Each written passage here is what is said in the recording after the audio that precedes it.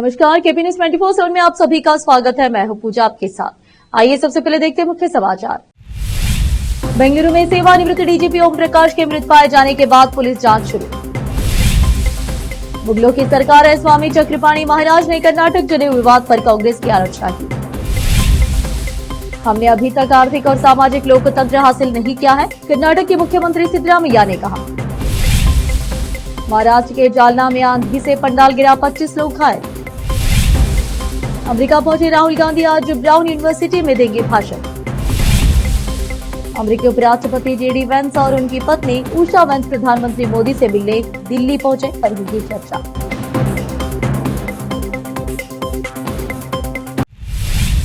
अब समाचार विस्तार से। कर्नाटक के पूर्व पुलिस महानिदेशक ओम प्रकाश की बेंगलुरु स्थित उनके घर पर रहस्यमय परिस्थितियों में मृत्यु हो गई है। पुलिस के अनुसार उसके शरीर पर चाकू के कई घाव पाए गए हैं और फर्श पर खून फैला हुआ था। उनकी पत्नी पल्लवी ने पुलिस को सूचना दी कि उनके पति की मृत्यु हो गई है, जिसके बाद पुलिस तुरंत घटनास्थल पर पहुंच गई। प्रारंभिक जांच के दौरान पुलिस ने ओम प्रकाश की मौत को संदिग्ध बताया और उसकी पत्नी पल्लवी पर संदेह जताया। पुलिस ने पल्लवी और उसकी बेटी को हिरासत में लेकर उनसे पूछताछ शुरू कर दी है। ओम प्रकाश के शव को पोस्टमार्टम के लिए सरकारी अस्पताल भेज दिया गया है। 68 वर्षीय ओम प्रकाश बेंगलुरु में 3 मंजिला मकान में रहते थे। वह बिहार के चंपारण जिले के रहने वाले थे। वह 1981 बैच के भारतीय पुलिस सेवा आईपीएस अधिकारी थे। उन्हें मार्च 2015 में कर्नाटक के पुलिस महानिदेशक डीजीपी के रूप में नियुक्त किया गया था और वे 2017 में इस पद से सेवानिवृत्त हुए थे। उन्होंने पहले अग्निशमन और आपातकालीन सेवाओं और होमगार्ड के प्रमुख के रूप में कार्य किया था। पुलिस विभिन्न कोणों से घटना की जांच कर रही है। कर्नाटक के गृह मंत्री जी परमेश्वर आईपीएस अधिकारी और कर्नाटक के पूर्व डीजीपी ओम प्रकाश के 20 अप्रैल को मृत पाए जाने से दुखी है। उन्होंने कहा कि जांच चल रही है। कहा जा रहा है कि उनकी पत्नी ने हत्या की है और पुलिस पूरे मामले की जांच कर रही है। जब मैं पहली बार गृह मंत्री था, ओम प्रकाश ने मेरे साथ काम किया था। वह एक अच्छे अधिकारी थे। ऐसी घटना नहीं होनी चाहिए थी। मैं ओम प्रकाश की हत्या से दुखी हूँ। जब तक जांच पूरी नहीं हो जाती, तब तक यह निश्चित रूप से कहना मुश्किल है कि हत्या क्यों हुई। हम अगली कैबिनेट बैठक में इस मामले पर चर्चा करेंगे। रविवार को कर्नाटक के पूर्व पुलिस महानिदेशक डीजीपी और पुलिस महानिरीक्षक आईजीपी ओम प्रकाश बेंगलुरु के आवासीय इलाके एचएसआर लेआउट में अपने आवास पर मृत पाए गए। Has been murdered. They say by his own wife, but the investigation is on. Until and unless we get the report. The investigation report, we cannot conclude anything. The investigation is on. They are looking at various aspects. Once the report is with us, then we can say how the murder has been done and so on. He has worked with you, sir, whenever you were the first time? Yeah, when I was the first time Home Minister in 2015, he was the Director General of Police. He worked with me. He's a very good man, good competent officer, but it is unfortunate. Sir, any what are murder? रविवार को बेंगलुरु में हुई एक हृदय विद्रावक घटना में कर्नाटक के पूर्व पुलिस महानिदेशक डीजीपी ओम प्रकाश की उनकी ही पत्नी पल्लवी ने बेरहमी से हत्या कर दी। इस घटना ने न केवल राज्य बल्कि पूरे देश को झकझोर कर रख दिया है। प्रारंभिक पुलिस जांच के अनुसार ओम प्रकाश और उनकी पत्नी के बीच लंबे समय से संपत्ति और पारिवारिक विवाद चल रहा था, जिसके परिणाम स्वरूप उनके रिश्ते तनावपूर्ण हो गए थे। इस तनाव के दौरान पल्लवी ने अपने पति की हत्या की योजना बनाई। जांच में पता चला कि पल्लवी ने पहले अपने पति को बांध दिया, फिर उस पर मिर्च पाउडर छिड़क दिया ताकि वह विरोध न कर सके और बाद में कांच की बोतल से उस पर गंभीर हमला किया, जिससे उसकी मौके पर ही मौत हो गई। पुलिस ने आगे कहा कि हमला इतना गंभीर और हिंसक था कि पूर्व डीजीपी के शरीर पर कई चोटें मिली और जमीन पर खून बिखरा हुआ था। सूत्रों के अनुसार हत्या के बाद सेवानिवृत्त पुलिस अधिकारी की पत्नी ने दूसरे पुलिस अधिकारी की पत्नी से फोन पर बात की और कबूल किया कि उसने ही अपने पति की हत्या की है। जिस महिला को उसने इसकी सूचना दी, उसने अपने पति को बताया कि जिसने तुरंत पुलिस को सूचित किया। जब पुलिस घटनास्थल पर पहुंची तो उसने पल्लवी पत्नी और उनकी बेटी को हिरासत में ले लिया। मां और बेटी से लगभग 12 घंटे तक पूछताछ की गई। कर्नाटक जनेऊ विवाद पर बोलते हुए हिंदू महासभा के प्रमुख स्वामी चक्रपाणी ने कहा कि ऐसा लगता है जैसे कर्नाटक में कांग्रेस की सरकार नहीं है बल्कि मुगल सरकार है। उन्होंने आगे सवाल किया कि जनेऊ पहनने में क्या गलत है। उन्होंने यह भी कहा कि इस तरह की घटनाएं हिंदू सनातनियों के प्रति उनकी गहरी नफरत को दर्शाती है और उन्हें उस लड़के और सभी सनातनियों से माफी मांगनी चाहिए। साई स्फूर्ति प्री यूनिवर्सिटी कॉलेज के प्रिंसिपल डॉक्टर चंद्रशेखर बिरादर और स्टाफ सदस्य सतीश पवार को एक घटना के बाद निलंबित कर दिया गया है, जिसमें एक छात्र सुचिव्रत कुलकर्णी ने दावा किया था कि उसे 17 अप्रैल को कर्नाटक सीईटी परीक्षा केंद्र पर अपना पवित्र धागा जनेऊ उतारने के लिए मजबूर किया गया था। यह घटना बीदर के साई स्फूर्ति प्री यूनिवर्सिटी कॉलेज में गणित विषय के लिए under graduate common entrance test UGCET के दौरान हुई थी। यह तो पूरी तरह ऐसा लग रहा है कि कर्नाटक में कांग्रेस की सरकार नहीं, मुगलियों की सरकार है। इस तरह की सोच, इस तरह की तरीके, आखिर ये बताइए जनेऊ क्या बिगाड़ रहा है भाई? जनेऊ पहन के, वो भी बताओ जो आदमी परिधान पहनता है तो परिधान के नीचे होता है जनेऊ, तो इसलिए इस तरह की चीज़ें वो दर्शाता है कि इनके अंदर हिंदू सनातनियों के प्रति कितनी घृणा है, उसके प्रतीकों के प्रति कितनी इनकी घृणा है। तो यह बहुत ही निंदनीय है, मैं इसकी घोर निंदा करता हूँ। सरकार को निश्चित रूप से माफ़ी मांगना चाहिए, तमाम सनातन धर्मियों से, हिंदुओं से, उस बच्चे से माफ़ी मांगना चाहिए और उसको तत्काल जो है उसकी जो मान हानि हुआ है, एक तो उसकी भी हुआ है, धर्म की भी मान हानि हुआ है, उसका प्रायश्चित करना चाहिए और उसको तुरंत जो है जो भी उसको विशेष रूप से जो व्यवस्था देनी चाहिए, जो परीक्षा छूट गया है उसको परीक्षा दिलाने की व्यवस्था की जानी चाहिए और भी जो चीज़ उस बच्चे की मांग है उसको पूरा की जानी चाहिए। छात्र की देने का मौका दिया जाए या तो उसे गवर्नमेंट कॉलेज में सीट दी जाए।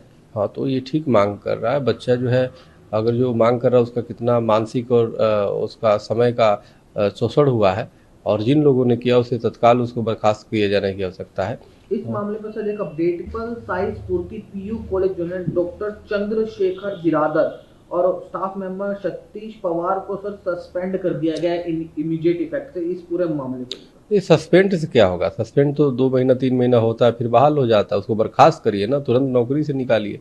सस्पेंशन तो एक किसी भी मैटर को, किसी भी मामले को वो डिले किया जाता है, उसको सजा थोड़े होता है, उसको पैसे भी मिलेंगे, सब होंगे। सस्पेंशन तो दिखावा होता है। आप उसको नौकरी से तत्काल जीवन भर के लिए निकालिए, उसकी सभी सरकारी सुविधाएं समाप्त करिए। यह देश यह संविधान से चलता है। आप हिंदू से इतना घृणा पाले हुए, तो ये कहीं ना कहीं सरकार के चरित्र को दिखाता है, नकारात्मक चरित्र को दिखाता है जो हिंदुओं के प्रति है। कर्नाटक के मुख्यमंत्री सिद्धरामैया ने कहा कि अपने कार्यकाल के दौरान मैं सभी के साथ समान व्यवहार करने, सभी को समान अवसर प्रदान करने, सभी को मुख्य धारा में लाने और धन वितरित करने का प्रयास कर रहा हूं। रविवार को चिक्कोडी कस्बे में यादव गल्लारा सामुदायिक संघ के शताब्दी समारोह में बोलते हुए मुख्यमंत्री ने कहा कि हमें 1947 में आजादी मिली, लेकिन हमें केवल राजनीतिक लोकतंत्र मिला, आर्थिक और सामाजिक लोकतंत्र नहीं मिला। आर्थिक और सामाजिक लोकतंत्र मिलने पर ही हम समता मूलक समाज का निर्माण कर सकते हैं, अन्यथा असमानता ऐसे ही जारी रहेगी। अम्बेडकर ने कहा था कि जो लोग असमानता से पीड़ित हैं, वे स्वतंत्रता स्मारक को दबा देंगे। इसीलिए अपने कार्यकाल के दौरान मैं सभी को मुख्य धारा में लाने और समान अवसर प्रदान करने का प्रयास कर रहा हूं। अब फिलहाल एक छोटा सा ब्रेक। नूर एजुकेशन ट्रस्ट बीदर की ओर से चलाए जाने वाला Noor MEd and BEd college Bidar, recognised by NCTE Delhi and affiliated to Bidar University Bidar.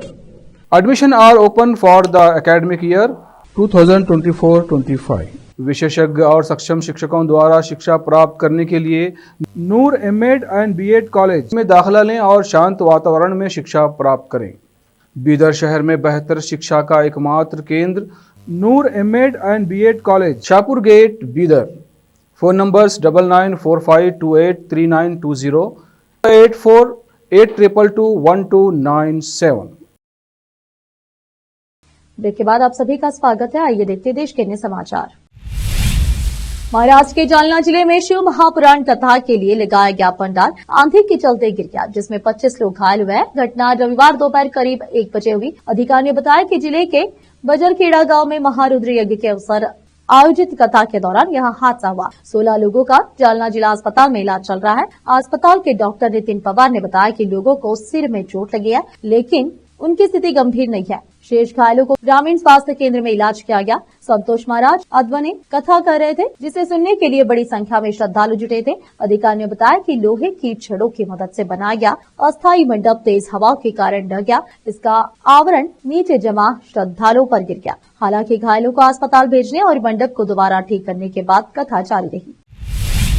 Maharashtra की राजनीति में इन दिनों एक नए और बड़े बदलाव की संभावना की हवा चल रही है। कारण है कि सियासी गर्माहट के बीच शिवसेना यूबीटी के प्रमुख उद्धव ठाकरे और महाराष्ट्र नवनिर्माण सेना एमएनएस प्रमुख राज ठाकरे एक साथ आने के संकेत दे रहे हैं। अब ऐसे में कई सारे सवाल खड़े हो रहे हैं कि आखिरकार 19 साल बाद ठाकरे बंधुओं को एक साथ आने की जरूरत क्यों पड़ गई। क्या महाराष्ट्र विधानसभा चुनाव में महायुति गठबंधन के रिकॉर्ड प्रदर्शन से ठाकरे बंधुओं को अपनी बनी बनाई विरासत खोने का डर सताने लगा है, या फिर आगामी बृहन मुंबई नगर निगम बीएमसी के चुनाव में दोनों भाई एक साथ चुनाव लड़कर भाजपा को करारा जवाब देने की ताक में है।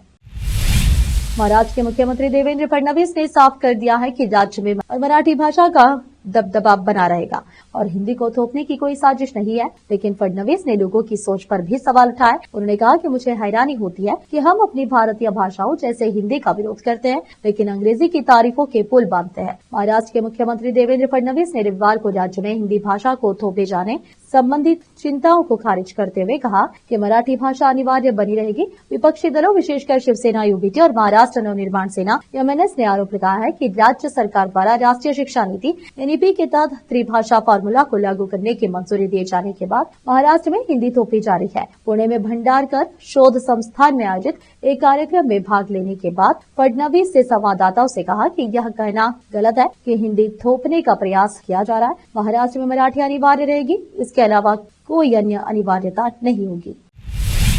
जम्मू कश्मीर के रामबन भूस्खलन पर बोलते हुए मुख्यमंत्री सुरेंद्र कुमार चौधरी ने कहा कि सरकार प्रभावित लोगों को राहत देने के लिए हर संभव प्रयास करेगी। यह बहुत दुर्भाग्यपूर्ण है कि 3 लोगों की जान चली गई। उन्होंने कहा कि जनता को घबराने की कोई जरूरत नहीं है। मैं मुख्यमंत्री के निर्देश पर मौके पर पहुंचा हूं, जिसका मतलब है कि सरकार बहुत गंभीर है। सरकार दुख की इस घड़ी में उनके साथ खड़ी है। सरकार प्रभावित लोगों को राहत देने के लिए हर संभव प्रयास करेगी। यह बहुत दुर्भाग्यपूर्ण है कि 3 लोगों की जान चली गई। विशेष रूप से इससे पहले रविवार को भारी बारिश के कारण जम्मू कश्मीर के रामबन जिले में भूस्खलन हुआ, जिससे जम्मू श्रीनगर राष्ट्रीय राजमार्ग NH44 पूरी तरह से बंद हो गया और कई घर क्षतिग्रस्त हो गए। अब फिलहाल देखो छोटा सा ब्रेक। नूर एजुकेशन ट्रस्ट बीदर की ओर से चलाए जाने वाला Noor MEd and BEd college Bidar, recognised by NCTE Delhi and affiliated to Bidar University, Bidar. Admission are open for the academic year 2024-25. विशेषज्ञ और सक्षम शिक्षकों द्वारा शिक्षा प्राप्त करने के लिए नूर एमएड एंड बीएड कॉलेज में दाखिला लें और शांत वातावरण में शिक्षा प्राप्त करें। बीदर शहर में बेहतर शिक्षा का एकमात्र केंद्र Noor MEd and BEd college, Shahpur gate, Bidar. Phone numbers 9945283920, 8482221297। Break के बाद आप सभी का स्वागत है। आइए देखते देश के अन्य समाचार। लोकसभा में विपक्ष के नेता राहुल गांधी अमेरिका पहुंच गए हैं। अमेरिका पहुंचने के बाद गांधी ने यहां कारोबारियों और प्रवासी भारतीय समुदाय के सदस्यों के साथ बातचीत की है। कांग्रेस के पूर्व अध्यक्ष शनिवार को अमेरिका पहुंचे। वह 21 और 22 अप्रैल को रोड आइलैंड में ब्राउन यूनिवर्सिटी का दौरा करेंगे। इंडियन ओवरसीज कांग्रेस के प्रमुख सैम पित्रोदा ने एक्स पर एक पोस्ट में कहा कि युवाओं, लोकतंत्र और बेहतर भविष्य की आवाज। राहुल गांधी, आपका अमेरिका में स्वागत है। आइए सुने, सीखें और साथ मिलकर निर्माण करें। राहुल गांधी ब्राउन यूनिवर्सिटी में गांधी एक व्याख्यान देंगे और संघाई सदस्यों तथा छात्रों से बातचीत करेंगे। रोड आइलैंड के अपने दौरे से पहले गांधी प्रवासी भारतीय समुदाय के सदस्यों के साथ साथ इंडियन ओवरसीज कांग्रेस IOC के पदाधिकारियों और सदस्यों से भी मिलेंगे। अमेरिकी उपराष्ट्रपति JD वेंस और दूसरी महिला उषा वेंस 21 अप्रैल को भारत की 4 दिवसीय आधिकारिक यात्रा पर नई दिल्ली पहुंचे। सोमवार को शाम 6:30 पर प्रधानमंत्री आवास पर उपराष्ट्रपति वेंस और प्रधानमंत्री मोदी के बीच औपचारिक मुलाकात तय है। दिल्ली में प्रधानमंत्री मोदी के साथ चर्चा के बाद JD वेंस जयपुर और आगरा जाएंगे। उनकी भारत यात्रा गुरुवार 24 अप्रैल को समाप्त होने वाली है। विदेश मंत्रालय के अनुसार इस यात्रा से भारत और अमेरिका के बीच बढ़ते द्विपक्षीय संबंधों को और मजबूती मिलने की उम्मीद है। आखिर में फिर एक बार देखते मुख्य समाचार। बेंगलुरु में सेवानिवृत्त डीजीपी ओम प्रकाश के मृत पाए जाने के बाद पुलिस जांच शुरू। मुगलों की सरकार है, स्वामी चक्रपाणी महाराज ने कर्नाटक जनेऊ विवाद पर कांग्रेस की आलोचना की। हमने अभी तक आर्थिक और सामाजिक लोकतंत्र हासिल नहीं किया है, कर्नाटक के मुख्यमंत्री सिद्धरामैया ने कहा। महाराष्ट्र के जालना में आंधी से पंडाल गिरा, 25 लोग घायल। अमेरिका पहुंचे राहुल गांधी आज ब्राउन यूनिवर्सिटी में देंगे भाषण। अमेरिकी उपराष्ट्रपति JD वेंस और उनकी पत्नी उषा वेंस प्रधानमंत्री मोदी से मिलने दिल्ली पहुंचे, पर होगी चर्चा। देश विदेश और स्थानीय समाचारों के लिए देखते रहिए आपका अपना चैनल KP News 24/7। अधिक जानकारी के लिए चैनल को लाइक, शेयर और सब्सक्राइब जरूर करें। धन्यवाद।